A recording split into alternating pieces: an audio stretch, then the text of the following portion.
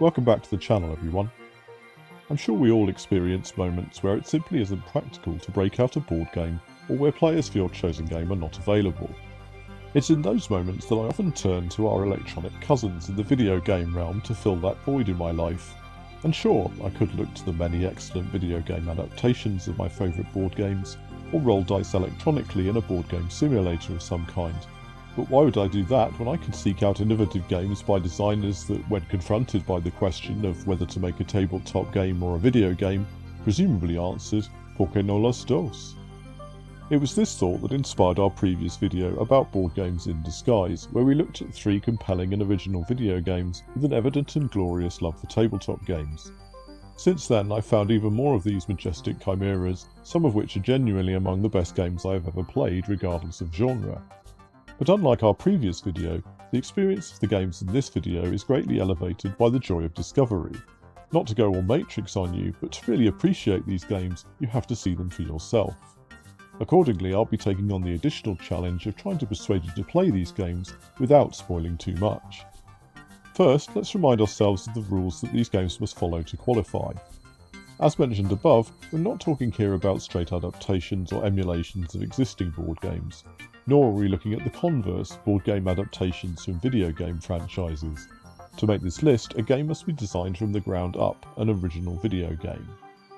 We're also not talking here about games that may use board game mechanics, random chance generation and so forth, but in a way that is buried beneath the surface. The many electronic roleplay games often fall foul of this, ostensibly using stats and probability to drive their story, but in a way that is almost invisible during most of the gameplay. No, to be on this list, the trappings of a board game must be front and centre of the game's aesthetic. It must feel like a tabletop game. Lastly, and perhaps most importantly, we are looking for perfect hybrids, games that elevate elements of tabletop games using the unique medium of the video game to create a unique experience that couldn't be replicated in the physical world. So without further delay, here are 3 more video games that are actually board games in disguise. If you ever asked yourself the question, what would happen if someone crossed Sid Meier's Civilization or possibly Warcraft with a trading card game, what is wrong with you? But also, Stacklands would appear to be custom designed for your peculiarly excellent taste. Cracking open packs of cards, you will combine the resources within in order to create new cards and slowly build your little civilization of card villages. Stack a berry bush with a villager and it will slowly produce berry cards as your villager forages for fruit. Stack them on a tree and they will produce wood, sticks, apples, etc. Combining stacks of resources, and sometimes villagers also, in specific configurations, will produce a variety of civilization-enhancing benefits, whether this takes the form of more useful materials, buildings for the production of particular types of card, or, sometimes, an omelette. At the end of the day, your villagers will scoff any available food cards. If insufficient food is available, the excess villagers will starve to death, a process that frankly makes them much less useful cards. The borders of your otherwise peaceful village will also occasionally be assaulted by enemies via strange portals, requiring your villagers to mount a defence that is greatly assisted if they are armed with weapons and armour. These 2 mechanics place pressure on you to ensure that your villagers produce the cards they need to stay alive, whilst also producing enhancements to your village that will allow you to increase the number and strength of your population. Excess cards can be sold to generate gold to purchase more random packs of cards. There is, however, a limit on the number of cards you can have at the end of your turn, with you being forced to sell a number of cards over this amount, which can be quite inconvenient. This card limit can be increased by building certain types of structure, though it should be said that beyond a certain point the number of cards you have to manage, and indeed your ability to see them on the screen, does start to become something of a challenge. That said, you are largely free to take your villagers in whatever direction you see fit, deciding what buildings are required when, equipping population for close, ranged or magical combat, and feeding them on your preferred combination of berries, vegetable or livestock. I'll admit that my first run of this game left me a little frustrated, instructed by the quest menu to craft an item that would require soil, but with no clear way to obtain this. Having lost the game searching around for this material, I googled it only to find that there was no way I'd have been able to craft this material at that point in my society's development, and I instead could only hope for a random draw from specific card packs to provide it. But on my second playthrough, the game's true appeal was revealed. This isn't the sort of game where you need or necessarily want to just follow what the quest log tells you, but rather one where you can set the strategy and explore for yourself.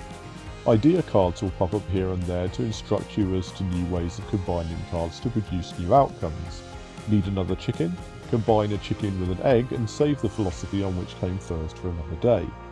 But you can still experiment, trying different combinations of cards, and will gain any benefits whether or not you have already seen the idea card.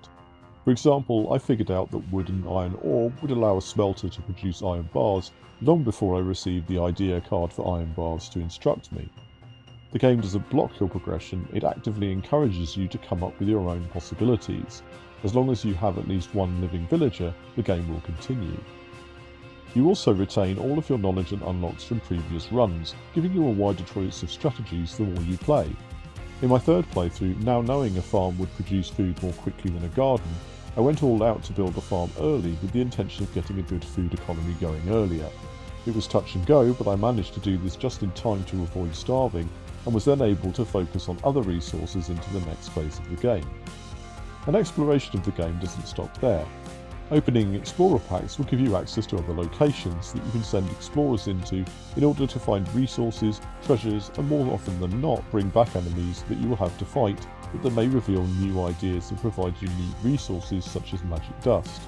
Armory cards, far from simply dumping weapons into the hands of your villagers, reveal enemies to fight that will drop ideas and weapons once defeated. Your progression in the game is not just about the toil of harvesting resources and building structures in ever larger quantities, but also about completing a story, overcoming the adversaries around you to progress your civilization further. Stacklands is exactly the sort of game that I was talking about at the start of this video, one that doesn't just use the trappings of a board game for the aesthetics, but pushes familiar concepts, in this case card evolution and civilization building, into something unique that couldn't exist in the physical world, but still feels like the board games you love. But beyond that, this is a game that tricks you into hours of play with its simplistic artwork and solid concept, a game with fantastic just one more appeal, a game which even after several playthroughs still has the capacity to surprise. Awakening aboard a ruined space station on the fringes of an interstellar capitalist empire, you are a sleeper, a human consciousness within an artificial body, the property of and on the run from a megacorporation that is determined to ensure your enslavement or otherwise your obsolescence by restricting the stabilizing chemicals on which your body depends. With no possessions and no friends, you must find a path to survival on the station, earning a little currency where you can, while you try to figure out how to escape the corporation for good. It could be argued that Citizen Sleeper is something of a cheat entry in our category of hybrid games. Pretty much any game in the now extensive RPG genre could be said to have an origin that traces back to the tabletop, and in many ways Citizen Sleeper is far from treading new ground, but I think it earns its place on our list. In particular, I'm interested in the way that the game uses the familiar idea of dice as a visible core mechanic of the game, but perhaps not the mechanic you're expecting. The random probability of your actions in the game is visible, but the roll, if you want to call it that, still occurs within the game's engine and out of sight of the player. However, on top of these calculations is a more visible use of dice as a resource mechanic. Each day you will be furnished with a certain number of randomly generated dice based on your condition. Keeping yourself in good condition by obtaining the corporation's proprietary stabilizer will give you access to more dice, and this will in turn allow you to take more actions during the day. Failing to do so will see your condition deteriorate as the game goes on, and therefore less dice each day, an effect accelerated if you fail to obtain food to keep your energy levels up. The various possible actions you can take across the station are generally powered by using one of your dice, with the value of the die determining the likelihood of a positive, neutral, or negative outcome. Apply a 6 to a problem, and your outcome is usually guaranteed to be positive. Apply a 1, and you'll be flipping a coin between a negative and neutral outcome. This all changes, however, within the realm of cyberspace. One of your few advantages as a sleeper is your ability to traverse the information networks of the station, hunting out secrets and hacking your way into areas of the station that would otherwise be off limits. Here you will generally need to match the exact value required for a given task, but these values are often lower dice values. The gameplay effect of this balance is to place constraints on your ability to progress certain elements of the story. As is the case in many role-playing games, you are able to modify your abilities and dice results through a tree of skill upgrades that are unlocked by completing story elements, known in Citizen Sleeper as drives. In an ideal world, you would probably focus on a given storyline at a time to unlock your character's potential more quickly, but instead you will find yourself spreading your time between actions in the physical world and the cyber world in order to get the most out of your limited pool of dice. And limited it truly is. At most you'll have 5 dice at your disposal. Not every action will require a die to work, sometimes you will use currency or items to activate actions, and dialogue with characters on the station is often available for free. But it is a big enough constraint that the thought of wasting a die or receiving a negative result becomes unthinkable. Sometimes the game will even place time constraints on your activities, leaving you scrambling to complete drives before negative consequences ensue. This mechanic combines beautifully with the narrative of the game, which is delivered through often quite lengthy passages of text that fill you in on your character's experiences and senses as they make their way through this strange new world. Through this text, the cast of characters on the station is brought to life alongside beautiful cartoon art. Your conversations are, at least to some extent, altered by the dialogue choices you make, but even more so by the actions you choose to take or ignore thereafter, affecting how the next part of that story tree plays out. This gives the game the uncanny feel of not just a dice game, and more so than most RPG games, of a choose-your-own-adventure book, where your path is uncertain, non-linear, and reliant on the choices you make and how you choose to spend your various resources. This is the game to play if you enjoy sinking into the narrative of your games, much of its appeal derived from savouring the details of the expansive text that paints this world.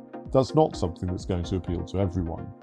You'd also be well advised to set aside some dedicated time for this game, as the layout of the station is not particularly intuitive, and the characters and story so detailed that it can be difficult to rejoin the game after an extended period away. But I've really enjoyed slipping into the sleeper's shell. I found it impossible not to become immersed in the compelling narrative or feel drawn to the many interesting characters that populate this dystopian world, many of them just trying to survive themselves. I enjoyed the familiar constraint of not being able to do everything, the scarcity of resource, but most of all, I enjoyed how personal it felt, inhabiting a character that is in many respects a vessel for the player, and the escapism of forgetting my own world for a few hours and sinking into a good story. Inscryption is a roguelike adjacent game in which you traverse a dark fantasy setting, defeating powerful adversaries at cards in order to upgrade your deck. No, wait. Inscryption is an escape room style game where you must figure out various puzzles around a wooden cabin in the hope of outwitting the mysterious stranger that keeps you prisoner there.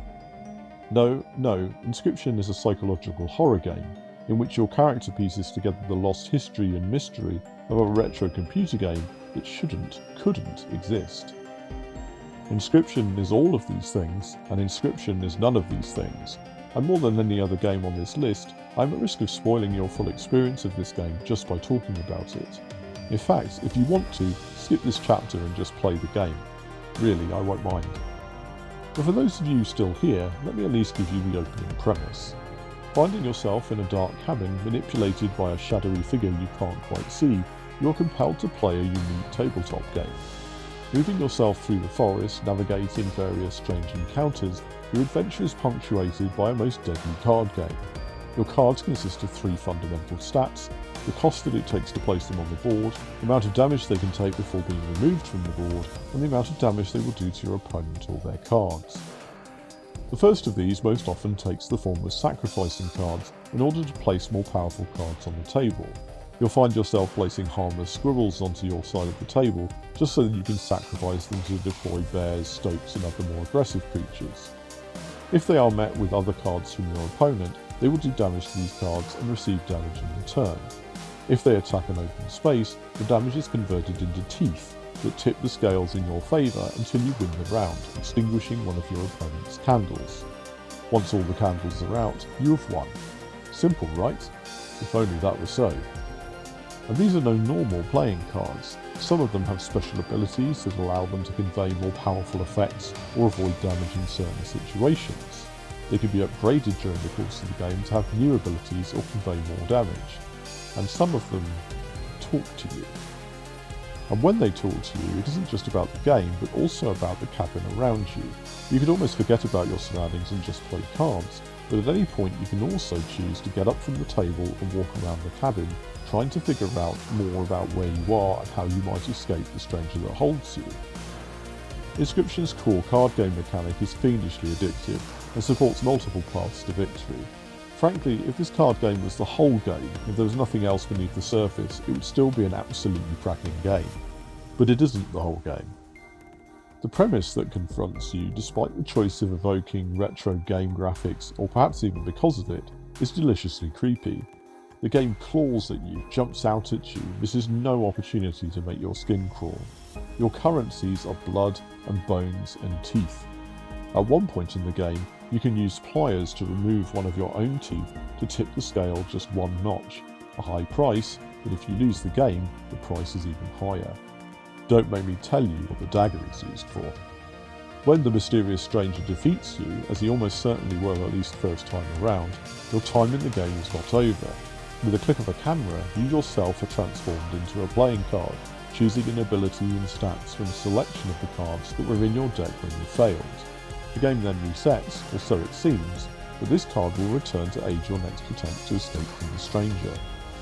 And I'll say no more about what you'll find in this game, except to say that when you think you've finally earned victory and a possible escape from this cabin, the game takes a hard turn that gave me whiplash. Slowly the true story is revealed, and it is nothing like what you thought. Inscryption tickles just about every itch for me. A compelling story, great gameplay, grisly horror, but it does all of this by combining the best nostalgia of tabletop and video games and grinding them together into an experience not just unique, but probably among the best games I have ever played, video or tabletop. I hope that you've enjoyed this video and have been inspired to try at least one of these games if you haven't already. If you're predominantly a tabletop gamer, don't worry, we'll be getting back to board games in our next video. But there's no reason to deny ourselves the enjoyment of a game, regardless of its medium. Of course, if you're predominantly a video gamer and have reached this video because you already enjoyed one or more of these games and don't understand what all the fuss is about, we'd love you to stick around and see whether any of our board game content also piques your interest. Video games and tabletop games have so much in common. They are both simply canvases on which creative designers can paint the most amazing experiences. Don't forget to tell us all the games from this category you think I've missed in the comments. I know for a fact that there are more out there I want to talk about if this is something our viewers would like to see. But for now, my cyberspace family, let me simply remind you to work hard, play better, and take care out there.